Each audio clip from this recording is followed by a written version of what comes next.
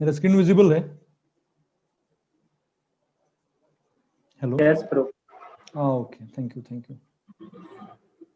सो या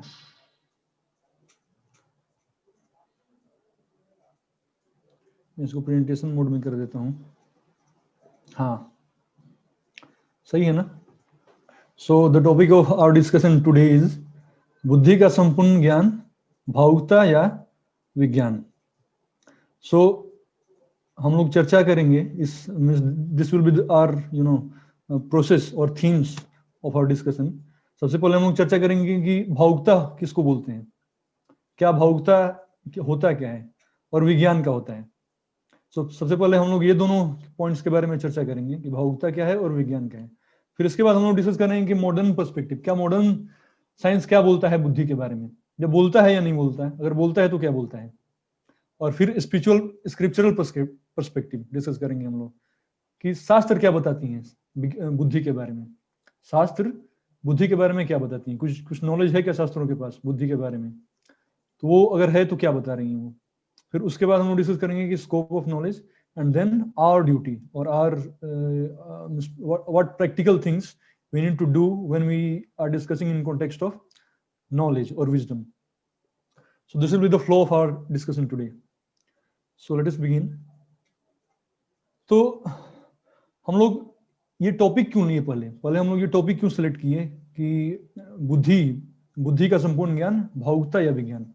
क्या बुद्धि भावुकता से कहीं रिलेटेड है? क्योंकि अगर हम अगर इस पे चर्चा करने वाले हैं, अगर चर्चा कर रहे हैं तो उसका मतलब जरूर कुछ लिंक होगा इसका भावुकता से, तभी हम लोग चर्चा कर रहे हैं।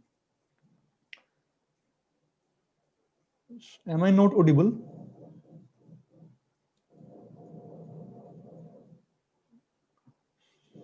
बहुत ज्यादा आ रहा है क्या साउंड? इको आ रहा है क्या? कोई रिस्पॉन्ड कर सकते हैं?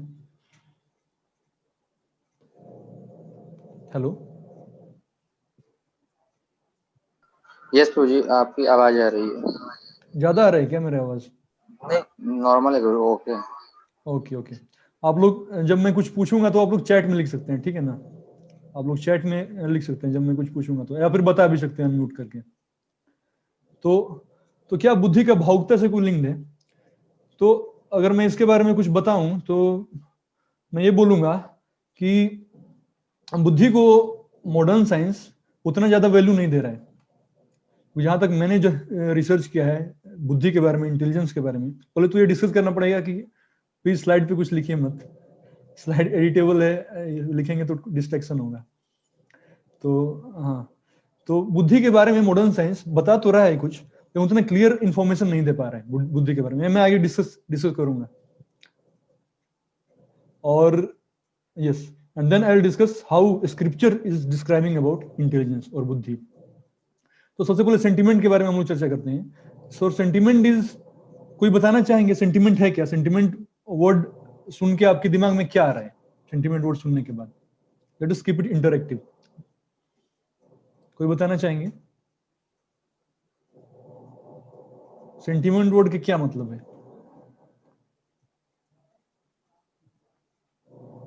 लिख सकते हो आप लोग, चैट वगैरह में भी लिख सकते हैं आप। Emotions, yes, nice, emotions, emotional, हाँ इमोशनल हो जाना, बोलते हैं ना कि यार इमोशनल हो गया है तू। Sentiment, feelings, nice inputs I'm getting. Yes, Amit Gupta, Kundan Gupta, thank you all of you. Thank you Ashutosh ji, Amit ji, Kundan ji. Yes, very nicely you all have, yeah, intentions also in one sense you can say. Intention is quite different with emotions, with respect to emotions, but yeah, in one sense you can relate it with intentions also. Yes, so many inputs I'm getting here. Yeah, emotional, yes. बोलते हैं ना कि अरे यार बहुत भावुक हो गए तुम. So it's a kind of feelings, emotion. An attitude or opinion that is often caused or influenced by emotion is sentiment. That is called sentiment. Sentiment का हिंदी होता है भावुकता. Sentiment का हिंदी वर्ड है. तो जनरली ये हमारे एक्सप्रेशंस जब हम एक्सप्रेस करते हैं ना वो, so it is an attitude or opinion that is often caused or influenced by emotions. Emotions से आता है ये sentiment. So और आगे बढ़ते हैं. और the second definition of it is feelings such as pity, romantic, sadness that influence somebody's actions or behavior. Yes. So it's a kind of feelings or expressions that influence our actions or behavior. So it is also called sentiments. So, आगे बढ़ते हैं.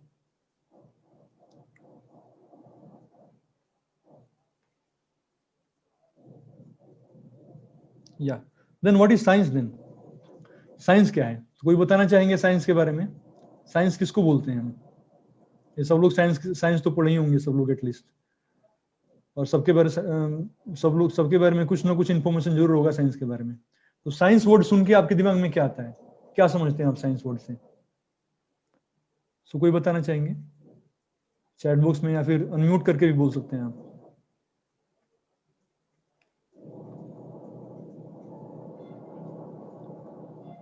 Yeah, I'm getting something in chat. Vigyan, yes, Vigyan, yes. But what do you understand by Vigyan? Yeah, systematic knowledge. Yes, systematic knowledge, but in what context? किस context में? Anything that can be proved right. Okay, discuss करेंगे हम लोग इसके बारे में. Facts, yes. One good input I'm getting here. Fact. Science describe the physical world and all phenomenon. Yes. Google पे तो check नहीं किया आपने. I'm just kidding. Yes, don't get me wrong. So Vigyan, yeah, thank you. So yes, facts, research, good, very nice. Yes, yeah, nice input I'm getting. Thank you. So science. Now let me discuss. My slide is not moving here. I don't know why. Yes. So science means modern science. I'm talking about modern science.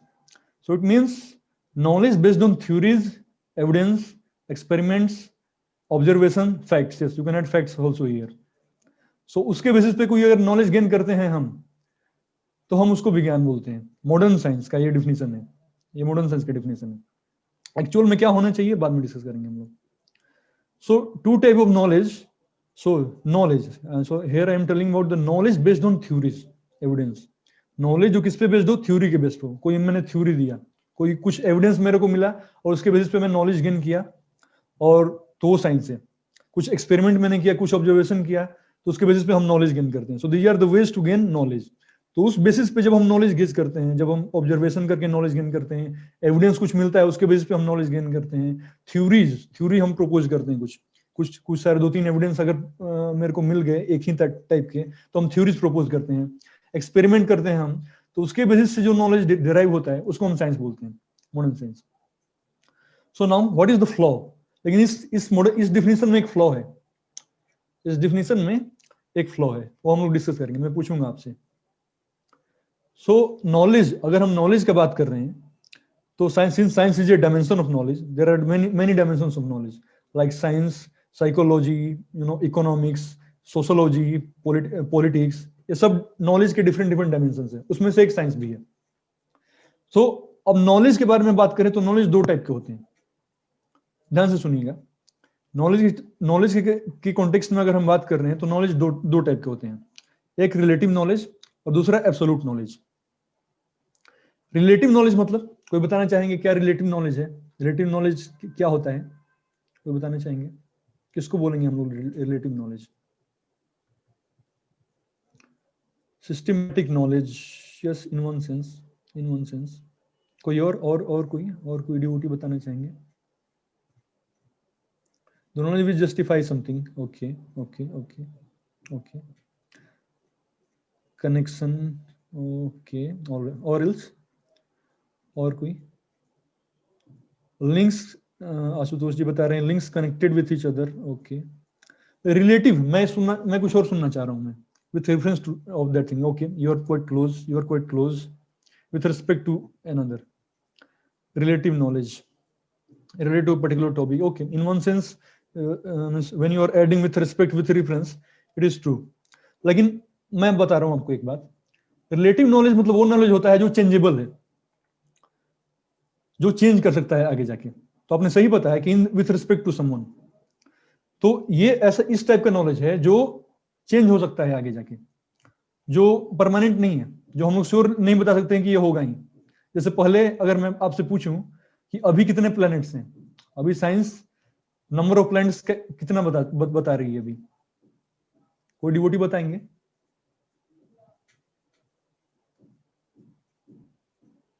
कितने planets हैं हमारे solar system में? 8. हाँ 8. नहीं, हाँ 8 planets. लेकिन अगर मैं 5 साल बैक जाता हूँ, 10 साल बैक जाता हूँ, तो कितने प्लैनेट्स बता रही थी science? 9। Yes, Pluto effect, very nicely written. आप लोग नाम लिख सकते हो नंबर की जगह पे, ताकि मैं आपका नाम पुकार पाऊँ। 9। तो 10 साल पहले यही साइंस बता रही थी कि हमारे पास 9 ग्रह हैं, सोलर सिस्टम में 9 ग्रह हैं। नीतीश जी बता रहे हैं। और अभी क्या बता रही है कि अभी 8 ग्रह हैं, प्लूटो नहीं है। तो इसको बोलते हैं रिलेटिव नॉलेज। ये जो नॉलेज है ये चेंजेबल है। ये हम लोग श्योर नहीं बता सकते हैं कि यही सत्य होगा, ये नॉलेज।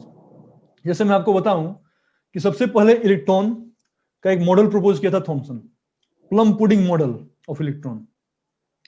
फिर उसके बाद रदरफोर्ड का कॉन्सेप्ट आया। रदरफोर्ड ने एक्सपेरिमेंट किया था, तो उसने इलेक्ट्रॉन का मॉडल प्रपोज किया। फिर उसमें बहुत सारे ड्रॉबैक्स निकले। फिर बोर मॉडल आया। फिर नील्स बोर ने मॉडल प्रपोज किया अपना।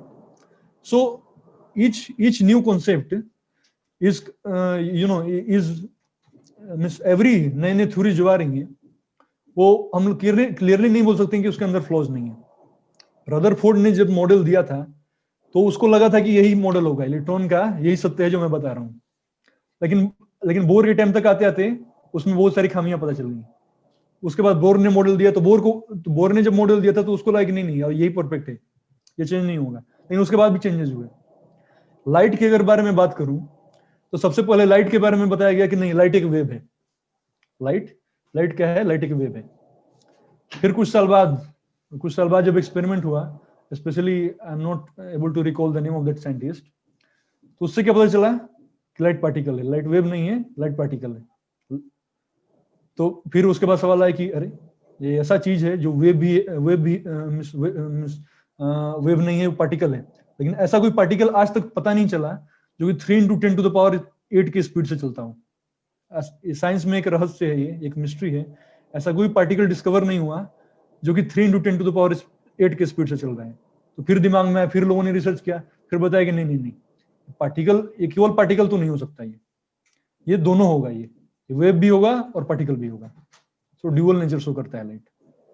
तो लोगों ने बताया कि लाइट ड्यूअल नेचर शो करता है। तो मेरा कहने का तात्पर्य ये है कि relative knowledge means knowledge which are changing. Sure नहीं बता सकते हम ये भी जो कि ये जो है वो वही है, लाइट वे भी है अभी भी। चाहे अगर हम भले ही हम लोग ड्यूअल नेचर का कॉन्सेप्ट हम लोग डिराइव कर चुके हैं, हम लोग लाइट के बारे में बताते हैं कि लाइट वेव भी है और पार्टिकल भी। क्या हम श्योर बोल सकते हैं कि यही सत्य है, यही पूर्ण सत्य है, आगे चेंज नहीं होगा? क्योंकि जब लाइट को पार्टिकल बताया गया था तो सबको यही पता था कि लाइट पार्टिकल नहीं होगा, लाइट दोनों नेचर शो नहीं करेगा। Yeah you are writing good. Einstein's theory of particle nature of photons, yes. So इसको बोलते हैं रिलेटिव नॉलेज की, जो चेंजेबल है, हम लोग श्योर नहीं बता सकते। और इसके अलावा एक होता है एब्सोल्यूट नॉलेज। ये ऐसा नॉलेज है कि जो कि सत्य है, एकदम जो परम सत्य है, उसको बोलते हैं एब्सोल्यूट। एब्सोल्यूट का मतलब ही है कि पूर्ण नॉलेज, पूर्ण ज्ञान हिंदी में बोलते हैं उसको, कि वो सत्य है, ऐसा सत्य है जो चेंज नहीं हुआ आज तक, वो हमेशा से है, हमेशा रहेगा, जो टाइम प्लेस और सर्कमस्टेंस से ऊपर है, परे है। तो हम लोग चर्चा करेंगे आगे कि एब्सोल्यूट नॉलेज हम लोग कहां से प्राप्त करेंगे या फिर कैसे प्राप्त करेंगे। तो yes, moving ahead. I don't know why my slide is not, it's taking time to go. Yeah. Yes. So our knowledge, exclusively modern science, is relative. Is relative and is imperfect, due to which we face many problems and limitations. क्यों imperfect है हम लोग discuss करेंगे अभी। So actually knowledge की बात कर रहे हैं हम लोग, तो 3 टाइप के नॉलेज होते हैं। There are 3 ways of gaining knowledge. So one is प्रत्यक्ष प्रमाण, जो नॉलेज जो हम लोग नॉलेज जो हम लोग एक्सपेरिमेंट और ऑब्जर्वेशन से गेन करते हैं, उसको बोलते हैं प्रत्यक्ष प्रमाण। मतलब जिसको हम देख रहे हैं, which we are seeing, knowledge by which means we are gaining through our senses. जो हम लोग हाथ से कुछ कर रहे हैं, आंख से देख रहे हैं, तो सेंसेस के थ्रू जो नॉलेज गेन होता है उसको बोलते हैं प्रत्यक्ष प्रमाण। और उसके बाद आता है अनुमान प्रमाण। कुछ नॉलेज हम लोग डायरेक्ट देख के नहीं ज्ञान कर सकते, कुछ लोग हम लोग अनुमान लगा के गेन करते हैं, कुछ लोग हम लोग हाइपोथेसिस करके गेन करते हैं, गेस वर्क करते हैं हम लोग कुछ बहुत सारी चीजों में, उससे हम लोग नॉलेज गेन करते हैं। कभी कभी सही भी हो जाता है वो, लेकिन उसमें फ्लॉ है। गेस वर्क में फ्लॉ क्या है कि कभी कभी सही भी हो जाता है वो, कभी कभी गलत भी हो जाता है। लेकिन एक वे है, एक तरीका है ये भी नॉलेज गेन करने का। और तीसरा वे है नॉलेज गेन करने का शब्द प्रमाण, hearing from the bona fide authority. Authority should be bona fide. अगर कोई ऐसा अथॉरिटी है जो कि परफेक्ट है और उससे अगर हमको अगर नॉलेज बांट दे, वो अगर हमको ज्ञान दे दे, तो उससे जो नॉलेज गेन होता है उसको बोलते हैं शब्द प्रमाण। सो सिंस अब हम लोग डिस्कस करते हैं क्यों मॉडर्न जो वे है नॉलेज गेन करने का, उससे वो रिलेटिव, वो उससे जो हम लोग नॉलेज गेन कर रहे हैं वो रिलेटिव है। अब हम लोग ये डिस्कस करेंगे कि क्यों ये रिलेटिव है, क्यों एब्सोल्यूट नहीं है। ये इसलिए एब्सोल्यूट नहीं है क्योंकि हमारे अंदर 4 डिफेक्ट्स होते हैं। हमारे अंदर 4 डिफेक्ट्स होते हैं। डिफेक्ट्स नंबर 1 क्या है? कोई किसी को पता है इसके बारे में? 4 डिफेक्ट्स क्या है ह्यूमन बीइंग के अंदर? कोई बताना चाहेंगे चैट बॉक्स में, या फिर म्यूट अनम्यूट करके बता सकते हैं आप।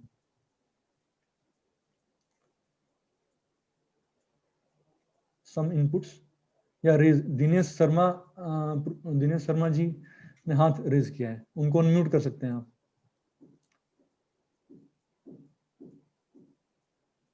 Okay, let me also see.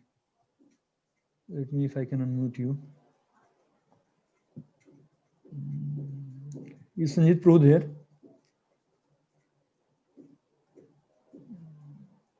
एक सेकंड, आप लोग स्लाइड पे मत लिखिए प्लीज। एक सेकंड, आप चैट बॉक्स में लिख सकते हैं, मैं आपको अनम्यूट कर नहीं पा रहा अभी। Yeah, I'm getting something in chat. Hearing, smelling, smell, touch. Yeah. I'm asking about the 4 defects. क्या हमारे अंदर ह्यूमन बीइंग के अंदर 4 डिफेक्ट्स होते हैं। इसलिए जो हम नॉलेज गेन कर रहे हैं ना, वो क्लियरली गारंटी नहीं करता है कि वो नॉलेज परफेक्ट ही होगा उस 4 डिफेक्ट के कारण। तो मैं वो सुनना चाह रहा हूँ कि वो 4 डिफेक्ट्स क्या हैं। ये आप जो बता रहे हैं अपूर्ण इंद्रियां, yes yes, nice, very nice. हमारी इंद्रियां जो हैं, आपने लिखा hearing, smelling, smell, touch, yes yes. So मेरे को जहां तक या भ्रमित होना, यस, अपूर्ण इंद्रियां, भ्रमित होना, very nice, very nice, yes, धोखा देना, yes, very nice, very nicely you mentioned. One more was missing, yes. तो सही लिख रहे हैं आप दिनेश जी। सो हमारे अंदर 4 डिफेक्ट हैं। सबसे पहला डिफेक्ट तो हमारे अंदर है कि हमारी सेंसेस जो है इम्परफेक्ट है। हमारी जो इंद्रियां हैं जिससे हम लोग एक्सपेरिमेंट करते हैं या फिर ऑब्जर्वेशन करते हैं, वो इम्परफेक्ट है। जैसे हमारा आंख क्या है, हमारा आंख एक लिमिटेड रेंज तक का ऑब्जेक्ट ही विजिबल कर सकता है, मतलब देख सकता है। उसके या फिर विजिबल रेंज के बाहर आप जाओगे, अल्ट्रावायलेट रेंज में आप जाओगे तो आपका आंख देख नहीं सकता, हमारा आंख देख नहीं सकता, बस विजिबल रेंज में ही देख सकते हैं। हमारा जो कान है 20 हर्ट्ज से 20 किलो हर्ट्ज तक के ही इंटेंसिटी को हियर कर सकता है, उसके अलावा वी आर डीफ कंप्लीटली। सो हमारे जो सेंसेज हैं वो इम्परफेक्ट हैं। इसलिए चूंकि हमारे सेंसेज इम्परफेक्ट हैं, तो सेंसेज के थ्रू जो भी नॉलेज हम गेन कर रहे हैं, ध्यान से सुनिएगा, चूंकि हमारी सेंसेज इम्परफेक्ट हैं, इसलिए सेंसेज के थ्रू जो भी हम नॉलेज गेन कर रहे हैं वो परफेक्ट होगा, ये गारंटी नहीं है। सो इसलिए चूंकि जो हमारी अभी आधुनिक जो तकनीक है नॉलेज गेन करने का, उसमें सबसे पहला है क्या? प्रत्यक्ष प्रमाण। हम लोग सेंसेस के थ्रू नॉलेज गेन करते हैं, एक्सपेरिमेंट के थ्रू, ऑब्जर्वेशन के थ्रू, चूंकि सेंसेस परफेक्ट है ही नहीं। तो इसलिए बहुत सारे केसेस में क्या होता है कि हम रिजल्ट कुछ और निकालते हैं और कुछ समय बाद वो गलत हो जाता है। वो हम बनाते हैं एसी ये सोच के कि एसी क्या है कि ठंड में गर्मी देगा, लेकिन 30 साल बाद क्या है कि वो एसी ओजोन लेयर को छेद कर देता है। उस एसी से जो सीएफसी निकलता है वो ओजोन लेयर को छेद कर देता है। सो सेंसेज हमारे इम्परफेक्ट हैं, इसकी वजह से जो प्रत्यक्ष प्रमाण है वो रिलायबल नहीं है, वो भरोसेमंद नहीं है, वो गलत हो जाता है बहुत सारे केसेस में। उसके बाद क्या होता है कि अनुमान प्रमाण आता है। तो ये पहला डिफेक्ट हुआ, सेंस इम्परफेक्ट। दूसरा क्या है कि भ्रमित हो जाते हैं हम, बहुत बार हम लोग भ्रमित हो जाते हैं। जैसे क्या है कि क्या होता है कि हम लोग जब आप देखोगे, आप पानी में आप लकड़ी डालोगे, पानी में लकड़ी डालते हो आप, तो टिल्टेड दिखता है पानी के अंदर वो, लेकिन क्या वो टिल्टेड होता है क्या? वो तो सही है ना, सीधा है ना वो, लेकिन वो दिखता है टिल्टेड है वो। तो बहुत सारे केसेस में क्या है कि हम लोग भ्रमित हो जाते हैं, हम लोग we have a tendency to be illusion. और तीसरा डिफेक्ट क्या है कि कमिटिंग मिस्टेक। हम बहुत बार मिस्टेक कमिट करते हैं, बहुत बार हम गलतियां करते हैं। ह्यूमन टू, एक कहावत भी है, to err is human. Human वही है जो गलत करता है। अगर जो गलत किया, अगर ऐसा कोई व्यक्ति है जो गलत नहीं किया, तो वो एक ही व्यक्ति है, वो उसको भगवान बोलते हैं वो। उससे गलती नहीं होता है, लेकिन आदमी जो है वो गलती करता है वो। सो कमिटिंग मिस्टेक, जो भी कमिटिंग मिस्टेक करते हैं और ह्यूमन है तो चीट भी करते हैं हम, चीटिंग टेंडेंसी भी रहता है, धोखा देना जैसे बता रहे थे दिनेश जी, तो धोखा देने का भी टेंडेंसी होती है हमारे अंदर। तो ये 4 डिफेक्ट जो है हमारे अंदर, ये 4 डिफेक्ट, इसकी वजह से जो भी नॉलेज हम लोग गेन करते हैं, चाहे वो प्रत्यक्ष प्रमाण हो, थ्योरीज और एक्सपेरिमेंट और ऑब्जर्वेशन के बेसिस पे नॉलेज जो है वो गड़बड़ होता है वो बहुत सारे केसेस में, या अनुमान प्रमाण। अनुमान प्रमाण में हम क्या करते हैं कि हम गेस करते हैं, अनुमान लगाते हैं, माइंड से करते हैं वो, तो माइंड भी हमारा परफेक्ट नहीं है, बहुत बार हम इल्यूजन हो जाते हैं, जैसा कि मैंने बताया। तो उसकी वजह से ये दोनों जो वे हैं उस दोनों वे में फ्लो हो जाते हैं बहुत सारे केसेस में, इसलिए हमारा रिजल्ट गड़बड़ हो जाता है बहुत बार। तो सबसे परफेक्ट जो वे है नॉलेज गेन करने का वो है शब्द प्रमाण। और विडंबना ये है कि हमारे मॉडर्न एजुकेशन सिस्टम में शब्द प्रमाण का कोई स्कोप नहीं है, क्योंकि परफेक्ट आदमी कोई है ही नहीं। तो कैसे शब्द प्रमाण किस कॉन्टेक्स्ट में एप्लीकेबल है, ये बोनाफाइड अथॉरिटी है कौन, और कहां से ऐसा नॉलेज हम गेन करें। तो फिर उसके बाद आता है शास्त्र पिक्चर में। शास्त्र जो है, शास्त्र को बोलते हैं they are the words of God, भगवान की वाणी। चूंकि God is the perfect, so shastra the knowledge which we gain from the scriptures like Bhagavad Gita and Bhagavatam and all Puranas, they are the perfect knowledge. वो जो नॉलेज बता रही है उसमें गलत होने का कोई स्कोप नहीं है, क्योंकि वो नॉलेज ऑर्डिनरी हम जैसे आदमी के द्वारा बताया नहीं जाता, वो दे आर परफेक्ट बीइंग्स। तो चूंकि शब्द प्रमाण is missing in our modern education system, शास्त्र को तो हटा दिया गया ना, हमारे मॉडर्न एजुकेशन सिस्टम में शास्त्र को हटा दिया गया। शास्त्र पढ़ेंगे तो लोग बोलते हैं सेकुलरिज्म से, आप वी आर सेकुलर, तो कुछ मत पढ़ो। सेकुलरिज्म के नाम पे शास्त्र पढ़ने देते नहीं है। तो इसलिए जो भी नॉलेज और रिजल्ट हम गेन करते हैं वो सही नहीं होता, वो बहुत सारे केसेस में गलत हो जाता है। प्लीज स्लाइड पे मत एरो बनाइए उत्कर्ष जी, please. So that is what about knowledge and science. So moving ahead, let me go ahead. Yeah. So modern perspective. So हम लोग बुद्धि के कॉन्टेक्स्ट में डिस्कस कर रहे थे। So modern perspective ये है कि we don't have much knowledge we don't know much difference between mind, brain and intelligence. हमारे पास हम क्लियर कट बता नहीं पा रहे। आप सर्च करोगे ना ब्रेन, आप ब्रेन सर्च करना गूगल पे, अब ब्रेन का मतलब दिमाग भी बताता है, ब्रेन का मतलब बुद्धि भी बताता है, सब कुछ बता देता है ब्रेन का मतलब। तो क्लियर कट बता नहीं पा रहे हैं हम कि ब्रेन होता है क्या है। और फिर डार्विन थ्योरी क्या बताती है ब्रेन के बारे में? डार्विन थ्योरी ये बताती है कि जैसे आप, ये स्लाइड उतना क्लियर नहीं है, पिक्चर उतना क्लियर नहीं है, आप रिसर्च, आप जब क्लिक करोगे ना ब्रेन, डार्विन थ्योरी और ब्रेन पे सर्च करोगे ना, तो आप बताएगा कि हम लोग इवॉल्व हुए हैं। हम लोग जब इवॉल्व, ह्यूमन बीइंग, डार्विन का तो इवोल्यूशन का थ्योरी है ना, तो डार्विन थ्योरी ये बताती है कि सबसे पहले क्या था कि जब पहला आदमी था जो, उसको होमो हैबिलिस बोल देते हैं, होमो हैबिलिस या फिर कुछ और बोल देते हैं, exactly I am unable to recall. So पहले जो आदमी जो आया उसके पास ब्रेन बहुत छोटा था, तो इसलिए बुद्धि नहीं था उसके पास। और हम होमो सेपियंस हैं, हमारा ब्रेन बहुत चौड़ा है, ब्रेन बहुत साइज में बड़ा है वो। तो जैसे जैसे धीरे धीरे ब्रेन का साइज बढ़ा, हमारा बुद्धि बढ़ता गया, ये डार्विन थ्योरी बताता है। लेकिन इस थ्योरी में एक फ्लॉ है।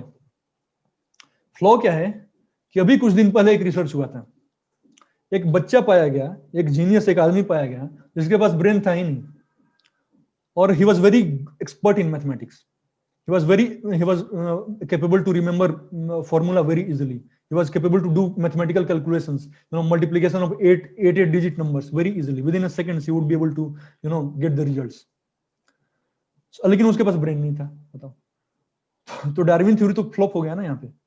डार्विन ये बता रहे हैं कि ब्रेन जैसे हम लोगों का बढ़ता जा रहा है तो हम ज्यादा इंटेलिजेंट होते जा रहे हैं, लेकिन उसके पास तो ब्रेन है ही नहीं, फिर उतना एक्सेप्शनल आईक्यू कैसे है उसके पास। तो पॉइंट ये है मेरा कि मॉडर्न साइंस के पास क्लियर कट एक्सप्लेनेशन नहीं है। ये ब्रेन और बुद्धि, माइंड, इसके बारे में क्लियर कट एक्सप्लेनेशन नहीं है। माइंड को कभी ब्रेन बताते हैं लोग, कुछ दिन पहले माइंड को बता रहे थे, माइंड को ही ब्रेन बता रहे थे। और अब कुछ थ्योरी आया है, अब ये साइंस बता रही है कि नहीं माइंड ब्रेन तो नहीं है, माइंड ब्रेन से थोड़ा ऊपर है, लेकिन क्या है ये नहीं बता पा रहे। सो लेकिन हमारे जो शास्त्र हैं वो हम लोग डिस्कस करेंगे अभी। हमारे जो शास्त्र हैं, जो वैदिक लिटरेचर है, वो क्लियर कट बता पा रही है कि क्या है, अंतर क्या है इन सब चीजों में, वो हम अब डिस्कस करने वाले हैं। So moving ahead. सो ये एक मैच द कॉलम है आप लोगों के लिए।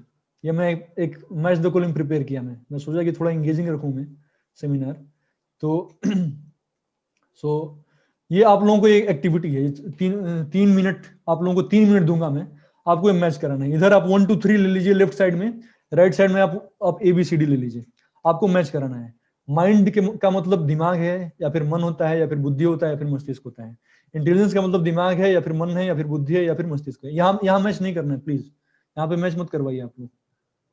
और ब्रेन का मतलब दिमाग है, मन है या बुद्धि है, मस्तिष्क है। प्लीज चैट बॉक्स में आप लोग लिख सकते हैं। आप दीपक जी, आप प्लीज ऐसा मत करें, मैं आपको ये कर दूंगा। मैं आपको ये होस्ट राइट्स छीन लूंगा, आप नहीं लिख पाएंगे फिर इसमें।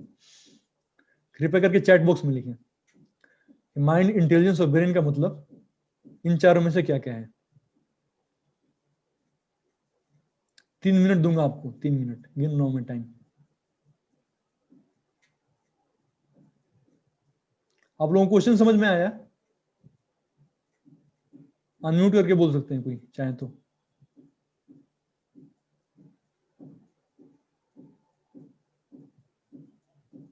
कैसे करना है?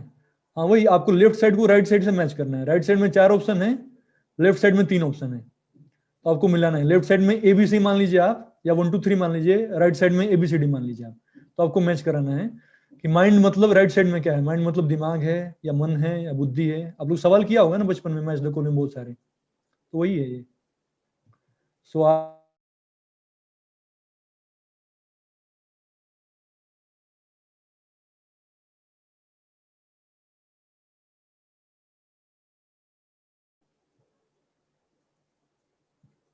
Okay okay okay, I am getting so many inputs, I am getting so many inputs. पहला क्या ये बता रहे हैं बहुत लोग, माइंड, मन, ब्रेन, दिमाग, इंटेलिजेंस, बुद्धि। यस, ये बता रहे हैं माइंड, मन, ब्रेन, दिमाग, इंटेलिजेंस, बुद्धि। A1B2C। Okay okay, I am getting so many inputs here. या ब्रेन, दिमाग, ऑल। ऑल मतलब समझा नहीं मैं। दीपेश जी क्या बताना चाह रहे हैं आप? एक का भी दीपक जी बता रहे हैं ऑल। ऑल मतलब समझा नहीं। एक का तो एक ही से मैच होगा ना, सबका सब सर। हाँ क्या बात कर रहे हो आप? ऐसा कैसे हो सकता है? सबका सब कैसे हो सकता है दीपेश जी? एक का एक होगा या दो होगा? चलिए एक हिंट दे दिया आपको मैं, दो भी हो सकता है, दो से ज्यादा नहीं होगा किसी का।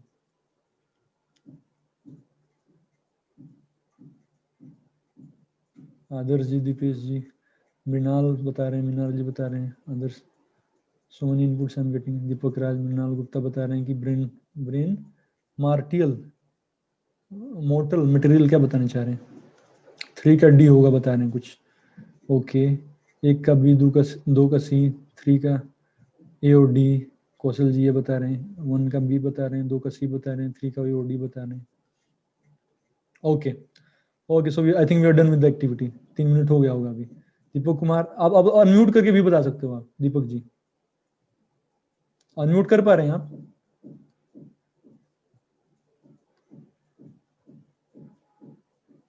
आपको मैं एक सेकंड, अपने हाथ उठाया ना।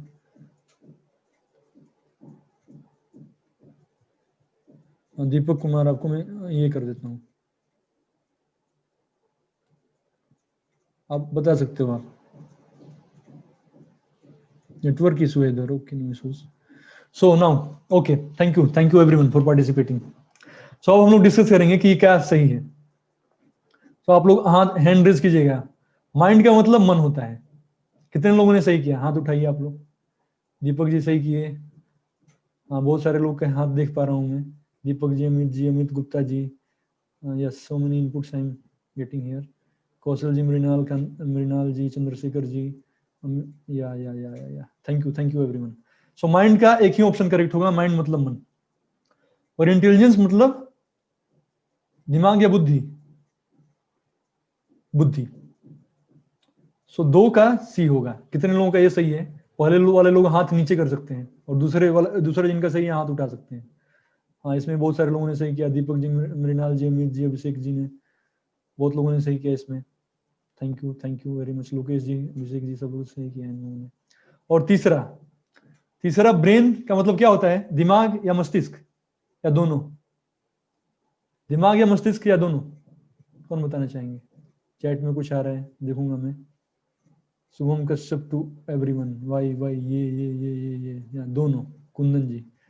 तो इसका दोनों होगा। ब्रेन मतलब दिमाग भी होता है और मस्तिष्क भी होता है। ब्रेन मतलब दिमाग भी होगा और मस्तिष्क भी होगा। मस्तिष्क सेरिब्रम जो होता है ना, सेरिब्रम, उसको बोलते हैं मस्तिष्क। सो दिस वाज समथिंग जो जनरली लोगों को कंफ्यूजन रहता है ये। हाँ प्लीज इसमें मत करिए दीपक जी, आपने सही बताया है। हाँ तो लोग इसमें कंफ्यूज होते हैं जनरली। माइंड को बुद्धि बोलते हैं कुछ लोग, इंटेलिजेंस को मस्तिष्क बोलते हैं, इंटेलिजेंस को दिमाग बोल देते हैं। जैसे जैसा कि आप डिक्शनरी सर्च करोगे तो बताएगा आपको। तो इसका एक्चुअल यही है, माइंड का मतलब मन होगा, इंटेलिजेंस मतलब बुद्धि, बुद्धि मीन्स इंटेलिजेंस, और ब्रेन मीन्स दिमाग और मस्तिष्क बोल सकते हो ब्रेन को आप। So now we will discuss in detail about all this things moving ahead. So scriptures क्या बताती है माइंड इंटेलिजेंस के बारे में? Now we will discuss that. So Bhagavad Gita के 7वें चैप्टर के चौथे श्लोक में भगवान बताते हैं कि, मेरा स्लाइड चला गया क्या? मेरा स्लाइड चला गया, आप लोगों ने हटा दिया, स्क्रीन सही नहीं आ रहा है। ओके हरे कृष्णा, फिर से शेयर कर सकते। ओके इनको अनम्यूट करने का राइट्स दे सकते हैं आप, ताकि बीच में अनम्यूट करके बोल पाए ये लोग।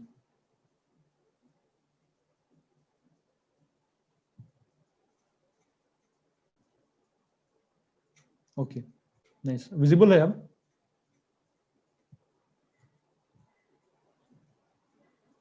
या थैंक यू, या thank you, slide is visible ना? या सो भगवद गीता के 7वें चैप्टर के चौथे अध्याय में भगवान बताते हैं कि भूमि रापो नलो वायु खम मनो बुद्धि रेवच अहंकार इतियम में भिन्ना प्रकृति अष्टधा। कि पृथ्वी अग्नि वायु आकाश मन बुद्धि तथा अहंकार, ये 8 प्रकार से विभक्त, भिन्न, भिन्न मतलब अलग, ये मेरी अपरा प्रकृतियां हैं, ये मेरी अलग अलग प्रकृतियां हैं, ये एक नहीं है। ये तो मन और बुद्धि एक नहीं है, मन अहंकार एक नहीं है, सब अलग अलग मेरी प्रकृति है। आगे चलते हैं।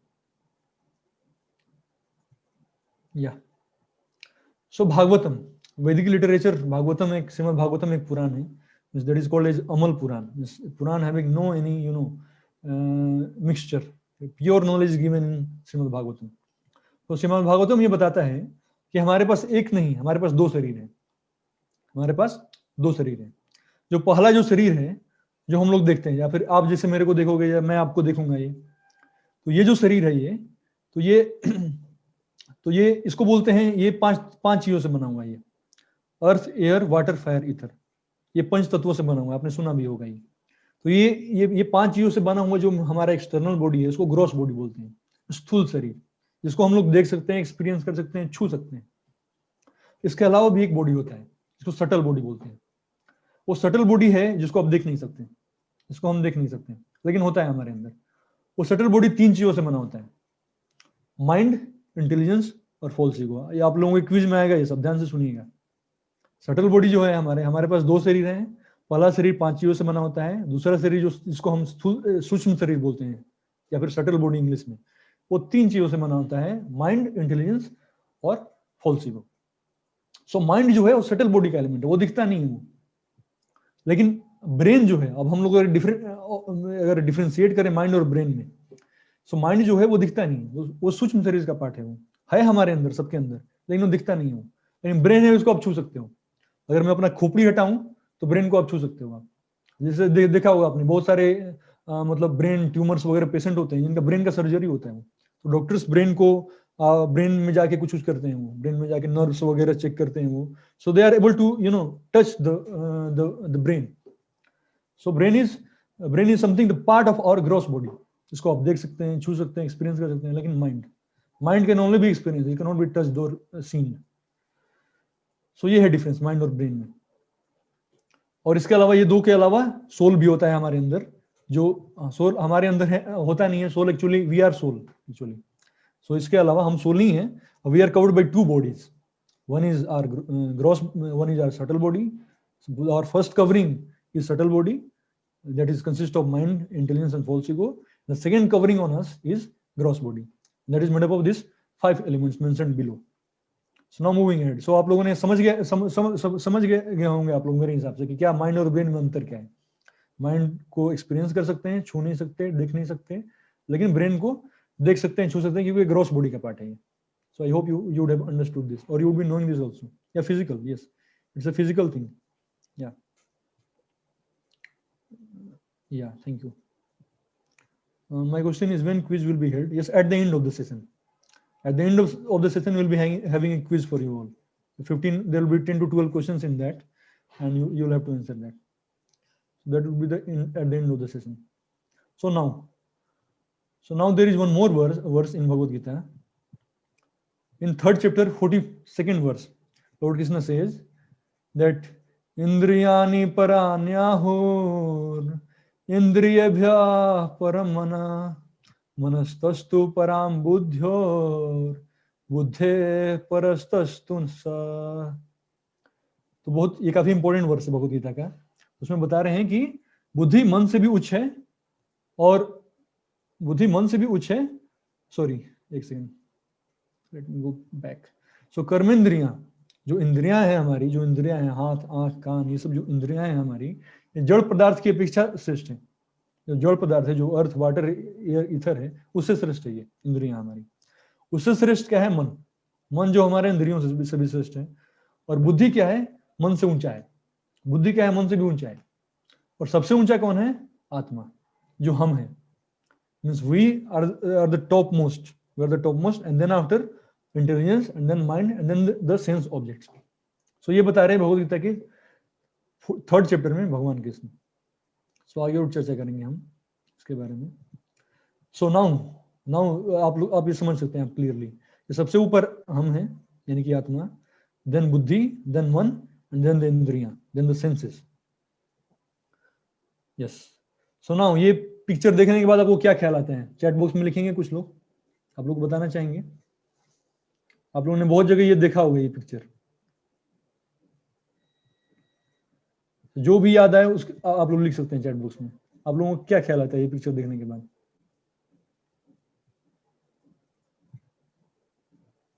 Not getting any input.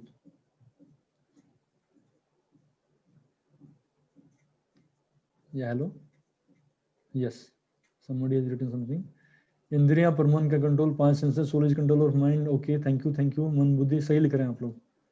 या सो ये एक एनालॉजी बताया गया है उपनिषद में. I am not able to recall which Upanishad it is. स्वर उपनिषद और मुंडक उपनिषद और इधर ऑफ देम. सो एक उपनिषद में ये बहुत अच्छा कंपैरिजन करके एक एनालॉजी के माध्यम से बताया गया है मन, बुद्धि, अहंकार, आत्मा और इंद्रियां, इन सब में अंतर क्या है. तो उसमें बताया गया है कि जो घोड़े हैं, एक रथ का एग्जांपल देके बताया गया है, समझाया गया है कि माइंड, इंटेलिजेंस, इसमें अंतर क्या है. तो उसमें बताया गया है कि जो घोड़े हैं, जो रथ के जो घोड़े होते हैं, वो उसको किससे कंपेयर किया गया है? कोई बताना चाहेंगे? रूपी सभी को. हाँ, यस. तो उसको जो घोड़े हैं, जो रथ के जो घोड़े होते हैं, उसको कंपेयर किया गया है इंद्रियों से. आंख, नाक, आप देख सकते हो यहाँ पे, आंख, नाक, मुंह, कान, जीभ, त्वचा, स्किन. तो उसको कंपेयर किया गया है. घोड़े को किससे कंपेयर किया जाता है? इंद्रियों को. और घोड़े के अलावा और क्या होता है रथ में? रथ में लगाम होता है, घोड़े का लगाम भी होता है. तो लगाम को किससे कंपेयर किया गया है? लगाम को किससे कंपेयर किया गया है? मन से. या नाइस, मन से. Infinity class of Mathematica, very nicely answered. या मन से. शुभम कश्यप जी बिल्कुल सही बता रहे हैं. अमित जी भी बिल्कुल सही बताया इन्होंने. उसको मन से कंपेयर किया जाता है. आप देखोगे ना रथ के जो, प्लीज दीपक जी, आप बहुत लिख रहे हो आप यहाँ पे, आप प्लीज मत लिखिए. तो आपने देखा होगा रथ में घोड़े क्या है? घोड़े जो होते हैं काफी डिफरेंट डायरेक्शन में भागते हैं. उनको अगर लगाम नहीं हो तो पांचों एक जगह टिकेंगे ही नहीं. वो रथ पता नहीं किधर जाएगा, वो कहीं जा ही नहीं पाएगा. 5 डायरेक्शन में भागेंगे. तो इसलिए घोड़े को कंट्रोल करने के लिए क्या होता है? लगाम. तो मन हमारा लगाम है. मन की सहायता से हम अपनी इंद्रियों को कंट्रोल कर सकते हैं, अगर मन चाहे तो. और मन को कौन कंट्रोल करेगा? चैट बॉक्स में लिखना चाहेंगे आप. मन को कौन कंट्रोल करेगा? बुद्धि. यस, अमित जी ने बिल्कुल सही बताया. मन को कंट्रोल करता है हमारा बुद्धि. जैसे फॉर एग्जाम्पल, एक एग्जाम्पल देता हूं हमारा. मान लीजिए कल एग्जाम है मेरा, और आज एकदम एक नया, शाम को एकदम नया सिनेमा एक लगा हुआ है. तो एकदम अच्छा है, एकदम बॉलीवुड सलमान खान का एक मूवी लगा हुआ है नया, कोई भी जो भी आपका फेवरेट एक्टर का लगा हुआ है मूवी सिनेमा, अगर आप सिनेमा देखते हैं तो और आपका कल एग्जाम है, आपके सारे दोस्त बोल रहे हैं कि अरे यार चलो ना यार एग्जाम, आज सिनेमा देखते हैं, क्या क्या 3 घंटे कहीं तो बात है, उसके बाद तो पढ़ना ना, रात भर तो टाइम है ना तुम्हारे पास, 3 ही घंटे तो देना है बस, क्या दिक्कत है 3 घंटे देने में। तो मन आपका बोलेगा कि हाँ यार बात तो सही बोल रहा है, इतना मौका, इतना हसीन मौका मैं छोड़ दूंगा, मैं सारे दोस्त जा रहे हैं मेरे हॉल में और मैं ही अकेला रहूंगा पूरे हॉस्टल में पढ़ने वाला, तो लोग भी बोलेंगे कि यार पढ़ाकू हो गया क्या तू, पढ़ाकू नंबर 1 है क्या तू, सब हॉल में जा रहे हैं सिनेमा एंजॉय करने, तो 3 घंटे की तो बात है, बाद में पढ़ लेना यार। तो मन आपको इस टाइप के बहाने देगा, मन पूरा बहाने देगा कि हाँ हाँ यार सिनेमा देख लेना चाहिए मेरे को आज, बाकी कर लूंगा, मैं कर लूंगा, रात भर टाइम है ना, बहुत है रात भर। लेकिन इंटेलिजेंस आपको बोलेगा कि रात भर ठीक है, रात भर टाइम में सोऊंगा भी तो मैं 4 घंटे तो सोऊंगा नहीं, तो फिर एग्जाम में एफिशिएंटली मैं लिख नहीं पाऊंगा मैं, और चूंकि अच्छे से प्रिपेयर नहीं किया तो कम से कम आज तो प्रिपेयर करूँ, सिनेमा तो बाद में भी देख लूंगा मैं। तो इस टाइप से अगर अगर आपका इंटेलिजेंस स्ट्रांग है तो इंटेलिजेंस ऐसे आर्गुमेंट देगा मन को, तो मन को कंट्रोल कर सकते हो आप, तो मन फिर आप मन को समझा सकते हो आप कि हाँ यार, तो फिर मन बोलेगा कि हाँ बात तो सही बोल रहे हैं, जब आप बोलोगे आपका इंटेलिजेंस बोलेगा कि हाँ बात, ये तो बाद में भी देखा जा सकता है ना, एग्जाम एक बार दे लेता हूँ फिर बाद में देखूंगा अगर देखना होगा तो फिर मन बोलेगा कि हाँ यार बाद में मौका है ना, लेकिन दोस्त जा रहे हैं ना सारे, बाद में दोस्त तो नहीं जाएंगे ना तुम्हारे, फिर आपका इंटेलिजेंस बोलेगा नहीं तो एग्जाम तो नहीं आएगा ना, एग्जाम करियर का सवाल है ना, दोस्त तो ठीक है सिनेमा तो बाद में भी देख लूंगा मैं, करियर का सवाल है ना, ये ज्यादा जरूरी है ना। फिर मन बोलेगा ओके ओके, तो फिर मन को लगेगा कि हाँ यार इंटेलिजेंस इसका बहुत स्ट्रॉन्ग है, इंटेलिजेंस मान नहीं रहा है, तो फिर मन हार जाएगा आपका, मन बोलेगा क्या ठीक है यार पढ़ ले आज तो ये तब होगा जब इंटेलिजेंस स्ट्रॉन्ग होगा, इंटेलिजेंस स्ट्रॉन्ग नहीं हुआ तो क्या होगा, हाँ दोस्त बोलेगा कि ओके दीपक चल सिनेमा देखने चलते हैं, या कुणाल, चलो अपना ही एग्जांपल लेता हूँ, कुणाल चल सिनेमा देखने चलते हैं, तो बोला कि हाँ यार क्या मतलब क्या दोस्त है यार मेरा, यही है कि संसार में मेरा सबसे भला चाहने वाला है, इसका बात अगर नकार दिया मैं तो फिर दोस्त ना रहा, समझ रहे हैं आप, तो फिर तुरंत आप डिविएट हो जाओगे, आप जो मन बोलेगा वो कर दोगे आप। ऐसा होता है ना हमारे साथ पर्सनल लाइफ में भी, जैसे हम लोग प्लान बनाते हैं, बहुत सारे शेड्यूल बनाते हैं, दीवार पे लगाते हैं शेड्यूल, लेकिन फॉलो नहीं हो पाता है, क्योंकि जब शेड्यूल फॉलो करने का टाइम आता है तो मन वहां पे जब पढ़ने बैठते हैं हम तो क्या होता है, व्हाट्सएप पे मैसेज स्क्रॉल होता है, फिर बह जाते हैं हम लोग भावनाओं में, व्हाट्सएप देखने लगते हैं, फेसबुक देखने लगते हैं, कब 1 घंटा निकल जाता है पता ही नहीं चलता है, बैठे कब क्या थे, बैठे थे हम बहुत कंसंट्रेट करके पढ़ने, ऐसा होता है। डेली उठने का प्लान बनाते हैं हम लेकिन उठ नहीं पाते, डेली अलार्म लगाते हैं 5 बजे, लेकिन 5 बजते ही मन बोलता है कि अरे यार 1 घंटे की तो बात है, 1 घंटा और सो ले, 1 घंटा पोस्टपोन करने में क्या जाता है 1 घंटा, तो ऐसा ऐसा करके बहाने देता है हमारा मन। तो या तो इंटेलिजेंस अगर स्ट्रॉन्ग है तो आप मन को कंट्रोल कर सकते हो, तो इंटेलिजेंस शार्प करना बहुत जरूरी है। और इंटेलिजेंस अभी स्ट्रॉन्ग क्या होता है, इंटेलिजेंस अभी पावरफुल क्या होता है, सोल जो रथ पे बैठा होता है जिसको रथी बोलते हैं। तो इंटेलिजेंस क्या है, सारथी, जो लगाम, जिसके हाथ में लगाम होता है वो इंटेलिजेंस होता है। और सोल क्या है, आत्मा क्या है, रथी जो बैठा होता है रथ पे। सो वो सबको कंट्रोल कर सकता है, वो इंटेलिजेंस को भी कंट्रोल कर सकता है, वो माइंड को भी कंट्रोल कर सकता है, वो सोल सबसे ऊपर होता है, वो सोल इंटेलिजेंस को भी कंट्रोल कर सकता है। जैसे आप देखे होंगे इंटेलिजेंस भी कभी कभी खराब हो जाता है हमारा यानी लोगों का। हाँ raise hand, you want to write something, you can write something in chat box. तो आप एग्जांपल देना चाहेंगे कब इंटेलिजेंस खराब होता है? इंटेलिजेंस भी कभी कभी हमारा खराब हो जाता है मन की तरह ही, तो उसको कंट्रोल करने वाला कौन रहेगा, होना चाहिए ना किसी को, तो उसको कंट्रोल करने, तो उसको आत्मा बोलते हैं, वो सोल कंट्रोल करता है, soul is the super control है। Yes very rightly mention. Intelligence किसका डिसकंट्रोल होने का एग्जांपल देता हूं मैं, जैसे बम बनाना। मैं साइंटिस्ट हूं तो मैं क्या करता हूं, मैं बम बनाता हूं, ऐसा बम बनाऊंगा मैं कि सारा संसार एक ही बार में खत्म हो जाए, एक ही बार में उड़ा दूं मैं सबको। ये है इंटेलिजेंस मतलब डिसरप्ट होने का एग्जांपल है ये, एकदम ऐसा ऐसे काम करूंगा जो कि एक ही बार में संसार को खत्म कर देगा, ऐसे ऐसे न्यूक्लियर बम बना दूं मैं, एटम बम बना दूं मैं। ये तो उसके दिमाग में मतलब माइंड तो उसका ठीक है, लेकिन इंटेलिजेंस खतरनाक होना माइंड खतरनाक होने से भी ज्यादा खतरनाक है, तो उसके ऊपर होता है सोल, वो जो इंटेलिजेंस को कंट्रोल करता है। सो होप आप समझ गए होंगे आप माइंड इंटेलिजेंस में अंतर। So now what is the function of mind intelligence? So mind का फंक्शन क्या है, माइंड के 3 फंक्शन होते हैं, थिंकिंग, फीलिंग और विलिंग। सोचता है माइंड, ब्रेन नहीं सोचता, ब्रेन मैटर है, मैटर सोच नहीं सकता, मैटर इमोशन एक्सप्रेस नहीं कर सकता, माइंड मैटर से ऊपर है। माइंड सोच सकता है, माइंड के अंदर थॉट्स होते हैं, माइंड स्टोर हाउस है, माइंड के अंदर प्रीवियस कई जन्मों के थॉट्स स्टोर होते हैं माइंड के अंदर। आप देख सकते हैं। आप अभी आप कुछ करते हो, लेकिन बचपन में जो भी आपने ज्यादा एक्टिविटीज की हैं, और मान लीजिए कोई आप बैड एक्टिविटीज में इंडल्ज थे कुछ साल पहले, तो मे भी आप अभी छोड़ चुके हैं उसको, लेकिन ख्याल अभी भी आते हैं माइंड में, क्योंकि माइंड में क्या होता है, इंप्रेशन से स्टोर हो जाते हैं इंप्रेशन माइंड में, तो बाद में बार बीच बीच में आते रहते हैं माइंड में। सो माइंड स्टोर हाउस है, माइंड सोचता है, माइंड फील करता है, माइंड विल करता है, इच्छा कर सकता है माइंड, ब्रेन नहीं कर सकता। Mind, brain is matter, it is important. Brain एक इंपॉर्टेंट ऑर्गन है शरीर को चलाने के लिए, लेकिन ब्रेन ये सब काम नहीं करता, ये सब काम माइंड करता है। और आगे जाते हैं। अब इंटेलिजेंस का क्या काम है? सो जैसा कि मैंने बताया, intelligence is the decision maker. Intelligence क्या है? डिसीजन मेकिंग करता है। इंटेलिजेंस बताता है कि सही क्या है, गलत क्या है, distinguish what is right what is wrong. नहीं, ये गलत है, ये सिनेमा देखने जाओगे तो कल फेल हो सकते हो, पहले जरूरी है एग्जाम, पहले एग्जाम देने जाओ। सो ये है, ये सब ये इंटेलिजेंस का काम है। हाँ हाँ। सो क्विज के बारे में आप लोगों को बता दूं मैं। क्विज सबसे अंत में होगा, सेशन जैसे ही खत्म होगा, अब खत्म ही होगा। I will not take more than 10 minutes now, 10 to 15, more than 10 minutes, around 10 minutes I'll wind up the session. So after that you will be having a quiz. Means the link will be mentioned in your chat box. So please stay connected till that time. And yes, that is all. So intelligence, decision maker है. Intelligence means to understand how our mind makes us misunderstand. Very important line. Very important line. Intelligence किसको बोलेंगे कि हाँ ये यार बहुत intelligent व्यक्ति है? वो व्यक्ति जो समझ पा रहा है माइंड के ट्रिक को, जो समझ पा रहा है, वो इंटेलिजेंट है। वो एक्चुअली इंटेलिजेंस का मतलब ये नहीं है कि बहुत सारे फॉर्मूला क्रैम कर लिए हम, बहुत सारे डेटा रट लिए तो इंटेलिजेंट है। वो एक एस्पेक्ट है इंटेलिजेंस का, नो डाउट, बट उससे भी ऊपर एस्पेक्ट्स है इंटेलिजेंस के। कैसे माइंड हमारा ट्रिक कर रहा है, माइंड के नेचर को समझ पाना, दैट इज इंटेलिजेंस एक्चुअली। कैसे माइंड हमको मूर्ख बना रहा है, कैसे माइंड मेरे को जो जरूरी है उसको करने के लिए नहीं बोलता, वो जो जरूरी नहीं है उसको करने के लिए जरूर बोलता है।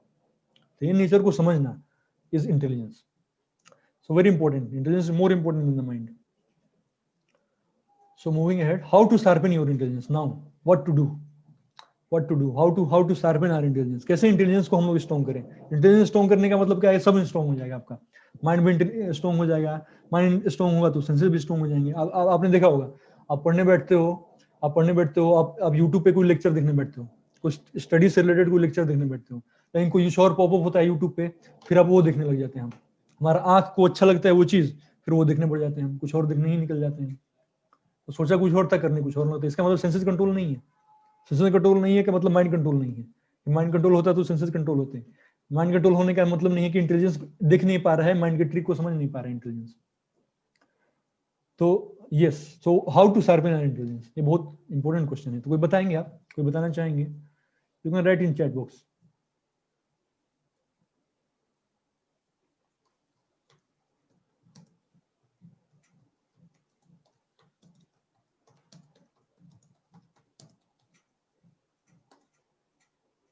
ओके, मनीष जी बताना चाह रहे हैं। So I would like Sanjit Pro to please unmute him. He is trying to say something. Okay. Yes, please unmute him. तो बताना चाहते हूँ या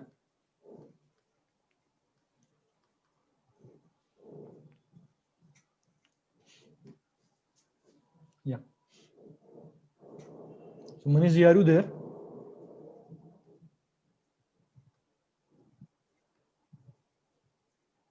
Yeah. Engage in stimulating conversation. Bhakti mark, meditation, या read भगवद गीता। क्वेश्चन फिर से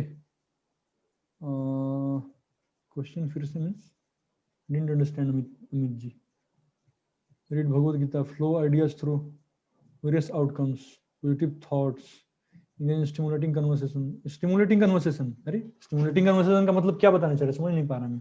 Deepak ji, like Bhagavad Gita, yes, very nice. To test yourself and read some holy scripture like reading Bhagavad Gita. Practice a hobby, yeah. Okay, yes, you can practice a hobby, लेकिन to be more precise, hobby में बहुत कुछ आ जाते हैं। Cinema देखना भी एक hobby है, बात बनाना भी एक हॉबी है, कॉमेडी करना भी हॉबी है। तो बहुत सारे हॉबी में बहुत कुछ आ जाता है। आपको स्पेसिफाई करना पड़ेगा। You need to be more specific, you need to be more precise in that. क्या बताना चाह रहे हो आप एग्जैक्टली? मंत्र जप, या nice nice. Practice hobby, look listen learn. क्या क्या क्या लुक लिसन लर्न क्या? या Manish ji, I am able to see you. आप अनम्यूट करके बता सकते हैं आप, अगर आप चाहें तो, आप में से कोई भी। Sanjeet pro has allowed you to speak. Ashutosh ji, I am able to see you now. Good to see you all. Yeah, very nicely you have written meditation. Yes, yeah, nice. Yeah, practice makes man perfect. Nah. Yeah, nice, very nicely you all have mentioned. Thank you. Yeah, now we'll go ahead.